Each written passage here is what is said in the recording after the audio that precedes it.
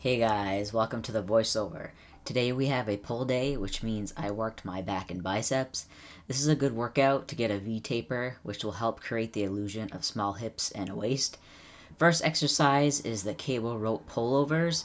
I like to use this as a warm-up exercise to get the blood into the muscles before I start my heavier sets. This is a tricky exercise to master as it's common to let the triceps take over. A couple tips is to keep your arms straight through the whole movement. The goal is to pull your hands to your upper thighs. You want to be in a squat-like position, bent knees, and slightly leaning forward. When you set up for the exercise, you should already feel your lats engage and stretch before you even start the exercise. As you are performing the exercise, you want to think about only using your lats to bring the rope down to your thighs, only using your hands to hold onto the weight. As you come up to your thighs, squeeze your lats at the bottom, and then come back slowly to the starting position. This movement is the eccentric part of the exercise, which causes the most micro tears in the muscle. On to the next exercise. We have a seated cable row. This is my heavy movement for the day. I've got my thumbs over the handle to keep my biceps out of the movement. I also have lifting straps on, which helps make sure my grip doesn't fail before my back muscles do. You want to squeeze as you pull back, pulling to your belly button. You want to keep your elbows tucked in into the side. As you come back to the starting position, make sure you stretch and then start again. This exercise focuses primarily on the middle back. Next up is my isolating movements for my back.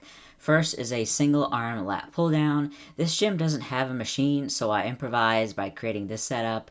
So first you want to take an incline bench and face it towards the machine.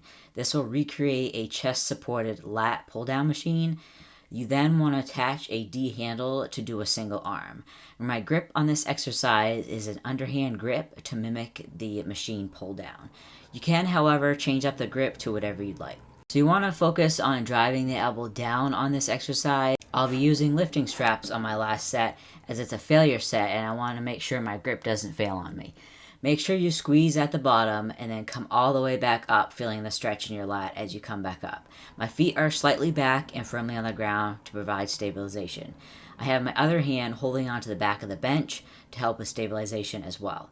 You can also take this hand and push it away from the bench on the bench pad as well. It's all personal preference and it's what works for you. Alright, the next exercise, a seated single arm row.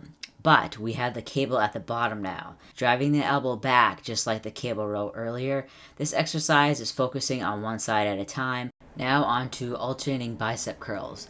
With this exercise, the dumbbells start at your side. Notice I have them in a hammer position at the starting point, and then as I'm lifting the dumbbell, I'm twisting my wrist so my pinky is pointing to the ceiling.